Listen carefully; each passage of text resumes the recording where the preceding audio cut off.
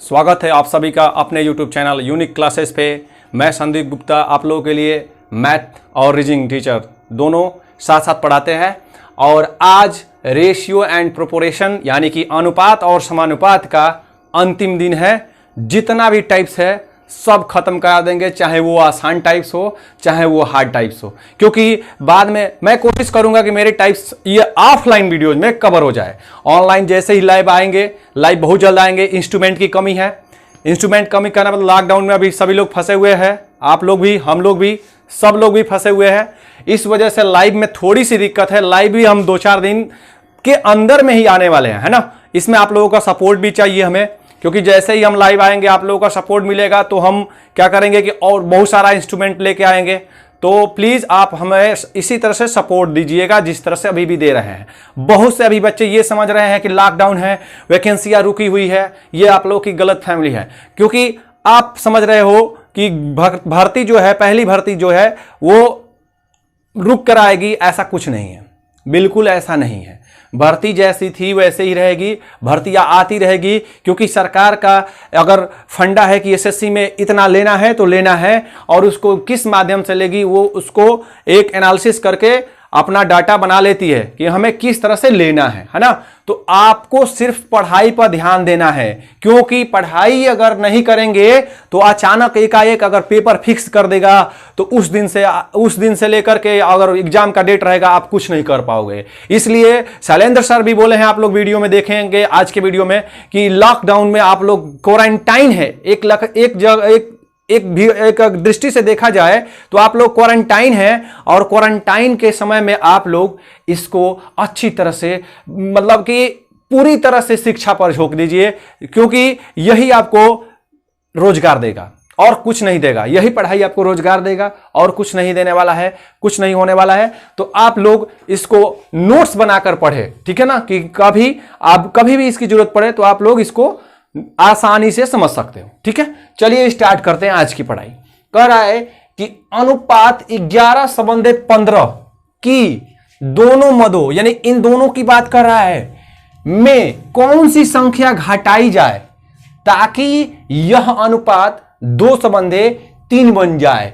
कहने का मतलब है कि इस सवाल को अगर सॉल्व किया जाए, 11 संबंधे 15 में कौन सी संख्या घटाई जाए, तो मैं इसको बेस से आपको बता दे रहा हूं। मान लीजिए संख्या x घटा दे रहे हैं तो क्या हो जाए, 2 और 3 हो जाए। तिर्यक गुणा कर दीजिए, क्रॉस गुणा कर दीजिए। 33 - 3x बराबर 30 - 2x। एक साइड x और एक साइड डिजिट, x इधर कर देते हैं, -3x + 2x बराबर 30 - 33। तो x का मान यहां से क्या हो जाएगा, -x बराबर -3, यानी x बराबर 3 आ गया। यानी कि कौन सी संख्या हम घटाएंगे, तो 3 घटाएंगे। लेकिन एग्जाम में आपको ऐसे नहीं करना है, एग्जाम में आपको ऐसे नहीं करना है। और उसके लिए देखिए क्या करना है एग्जाम में, वो देख लीजिए। आपको करना क्या है कि आपको वहां पर ऑप्शन देगा, ठीक है, ऑप्शन देगा 3, 2, 5, 4 ऑप्शन मिलेंगे। मतलब 3, 2 मतलब डाटा में बता रहा हूं, 3 देगा, 2 देगा, 4 देगा। तो आपको एक ऐसी संख्या रखना है जिसको घटाने के बाद से 2 संबंधित 3 हो जाए। तो 11 में अगर हम 3 घटा देते हैं और किसमें 15 में अगर हम 3 घटा देते हैं तो यह 2/3 बराबर 2/3 हो जाएगा, तो हमारा काम हो जाएगा। तो तरीका यही अपनाना है, इसको एग्जाम में नहीं अपनाना है। तो देखिए यहां से अगर 3 घटा देंगे तो 8, यहां से 3 घटा देंगे तो 12, और 2/3 बराबर 2/3 हो जाएगा। तो कोई भी भारत का मैथमेटिक्स जो भी पढ़ाने वाला होगा वो आपको गलत नहीं काटेगा, ठीक है। तो यही काम करना है। दूसरा सवाल देखते हैं। दूसरा, इसको फटाफट नोट कीजिए, स्क्रीनशॉट ले लीजिए या फिर नोट डाउन करते चलिए। मुझे तो मैथ पढ़ाना है, बहुत सारा मैथ पढ़ाना है, इसलिए कितना देर वेट करेंगे। चलिए आगे चलते हैं। 17 संबंधे 24 में कौन सी संख्या जोड़ी या घटाई जाए, यहां पर क्लियर नहीं किया है। तो आपको देखिए क्या करना है, वही काम करना है। 17/24 लिख दीजिए और यहां पर आप x जोड़ दीजिए। क्या जोड़ दीजिए, x जोड़ दीजिए, x जोड़ दीजिए। और उसके बाद जोड़ने के बाद अगर आंसर जो है प्लस में आएगा तो जोड़ेंगे, अगर आंसर माइनस में आएगा तो घटाएंगे। डिपेंड करता है आंसर पर। आंसर अगर हमारा माइनस में आ गया तो ये समझ लीजिए कि इसमें घटाएंगे, अगर आंसर हमारा प्लस में आ गया तो जोड़ेंगे। तो यहां पर क्लियर नहीं हुआ है ना? तो आपको एग्जाम में ध्यान में रखना होगा, एक ही संख्या जोड़ना और घटाना दोनों दे सकता है, तो टिक करते हुए ध्यान में रखना है। तो चलिए यहां पर क्या संख्या जोड़ दी, तो मैंने कह दिया कि x जोड़ दी कि अनुपात 1 संबंध 2 हो जाए, यानी कि कहने का मतलब 1/2 हो जाए। चलिए इसको मैं ट्रिक से भी बता देता हूं, और बेस से भी, बेस वाले इधर कर लेंगे, क्रॉस का गुणा, काम हो जाएगा। आंसर जो होगा अगर प्लस में आएगा तो जोड़ेंगे, प्लस में आएगा तो जोड़ेंगे, माइनस में आएगा तो घटाएंगे। ध्यान में रखिएगा, वही संख्या जोड़ेंगे या घटाएंगे तो डिपेंड करता है कि आंसर किस में आता है। अगर माइनस में आ रहा है तो घटाएंगे, प्लस में आएगा तो जोड़ेंगे। लेकिन इसको हम ट्रिक से बनाते हैं। ट्रिक क्या बनता है भाई? 1/2। कैसे 1/2 लाएंगे? क्या जोड़े या घटाए? तो मैं कह रहा हूं कि इसको क्या कितना जोड़ दिया जाए या घटा दिया जाए कि 1/2 बन जाए। कैसे बन सकता है, आप सोचो कैसे बन सकता है? यहां पर 7/14 कर देंगे तो काम बन जाएगा। 7/14 कर देंगे तो काम बन जाएगा। सेम संख्या घटा देते हैं, यानी कि 17 में से अगर 10 घटा देंगे और यहां से 24 में से भी 10 घटा देंगे तो हमारा बन जाएगा कितना? 7/14, और 1/2 के बराबर हो जाएगा।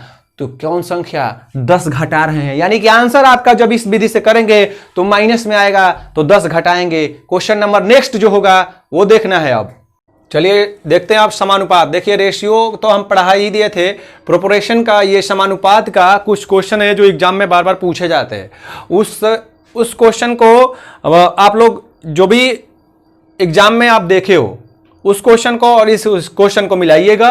दोनों में एकदम अंक भी ऐसे ही मिलेंगे आप लोगों को, ठीक है ना? अंक भी ऐसे ही मिलेंगे। तो आपको वहां पर हो सकता है अंक चेंज कर दे, कोई दिक्कत नहीं है, डाटा चेंज कर देगा, कोई दिक्कत, लेकिन नियम एक ही होगा। चलिए यहां पर 6 क्वेश्चन आप लोगों को दिखाई दे रहा है स्क्रीन पे, और 6 क्वेश्चन में मैं आपको नीचे से ही कर दे रहा हूं क्योंकि ऊपर का थोड़ा ये दिक्कत होगा मिटाने में। तो नीचे से स्टार्ट कर देते हैं। देखिए पहले मैं आपको एक चीज बता दूं कि अनुपातिक औसत और मध्य अनुपात दोनों का सेंस एक ही होता है। अनुपातिक औसत और मध्य अनुपात दोनों का एक ही सेंस होता है, एक ही मतलब होता है। जैसे इनका अगर मान लीजिए कि ये ए है और बी है, तो इनका अगर अनुपातिक औसत पूछे तो आप इनको रूट में ए इंटू बी कर दीजिएगा, या मध्य अनुपात पूछे तो भी आपको यहां पर ए और बी ये दोनों मान लेना है। ये ए हो जाएगा और ये बी हो जाएगा, तो मध्य अनुपात भी वही होगा, ए इंटू बी ए होगा। ठीक है, तो चलिए यहां से आपको एक चीज और मिल गया कि अनुपातिक औसत और मध्य अनुपात का एक ही सेंस निकलता है, यानी कि 4 और 64 का क्या हो जाएगा? तो 4 गुना 64। ठीक है, तो देखिए 4 का होता है 2, बाहर निकल के क्या हो जाता है 2, और 64 का कितना होता है 8, यानी कितना हो जाएगा 16। ठीक है, कितना हो जाएगा 16। तो सेंस एक ही है आपको। तो दूसरा भी सवाल देखते हैं, मतलब कि इस टाइप का मध्य अनुपात पूछा है उसको देख लेते हैं। मध्य अनुपात भी है, मैंने आपको कह दिया कि a इंटू बी, यानी कि a इंटू बी यानी कि 1.21 गुणे 0.09। ठीक है, 1.21 का ये 121 का है, आप लोग जानते हो 121 किसका है? 11 का है, लेकिन यहां पर दशमलव लगा हुआ है। मैं आपको रूट वाला भी बता देता हूं, एक यहीं से आप लोग निकाल लीजिएगा। देखिए 1.21 है तो इसको हम लिख सकते हैं 121 बट्टा में क्या लिख सकते हैं 100। 121 का 11 और 100 का 10, यानी कि 1.1। तो आपको यहां से यही काम करना है कि 1.1 बाहर ला दीजिए और इसका हो जाएगा आपका 0। इसका भी देख लीजिए क्योंकि आप लोग बोलेंगे कि इसका नहीं बताए। 0.9 का इसको लिख देंगे हम, इसको लिख सकते हैं ऐसे 0.9/100। ठीक है, तो यहां से क्या हो जाएगा आपका 9 का कितना होता है 3 और 100 का 10, यानी कि कितना हो जाएगा 0.3। कितना हो जाएगा 0.3। तो 0.3 कीजिएगा, यहां से आप इसको गुणा कर दीजिए और गुणा करने के बाद आपका ये हो जाएगा 0.33। कितना हो जाएगा 0.33। तो अब आगे आते हैं, अगले क्वेश्चन पे देखते हैं। बस कुछ नहीं करना है, आपको रूट का मान निकालना है। ठीक यही मध्य अनुपात, इसको मैं बता दूं, चलिए मैं बता दे रहा हूं। 121 इंटू 9 यानी कि 121 का 11 और 9 का 3 कितना हो गया 33। ठीक है 33। अब इसके बाद अब आते हैं अगले पे 12 और 18 यानी कि 12 तथा 18 का तीसरा समानुपाती क्या होगा, तीसरा समानुपाती क्या होगा, तो इसको देखना है आपको। तो 12 और 18 का तीसरा समानुपाती कैसे निकालेंगे, आप इसको लिखोगे 12 यहां भी 18 समानुपाती फिर 18 ये x। ठीक है एक तो यह तरीका है, और तरीका मैं बता देता हूं। जब समानुपात लग जाए डबल ये चिन्ह लग जाएगा तो आपको अंदर अंदर गुणा बाहर बाहर गुणा करके इक्वल कर देना है। 12x बराबर 18 गुना 18। ठीक है 3 के पारा से कटा दीजिए, 3 चौका 12 3 छक 18, फिर आप कटा देंगे 2 के पारा से 2 दूना 4 2 तिया 6, फिर 2 से यहां पर आपका 9 यानी कि कितना आ गया 27। यही आपका आंसर हुआ। या इसको आप ऐसे भी तरीका से कर सकते हैं। दूसरा एक तरीका है, जब आपको तीसरा समानुपाती पूछा तो आप लिखोगे सेकेंड गुणे सेकेंड बटा में फर्स्ट।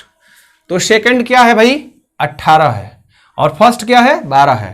18 गुणे 18 बटा 12 उसी का रूप है, सेम है, काट दीजिएगा फिर आपका 27 ही आएगा।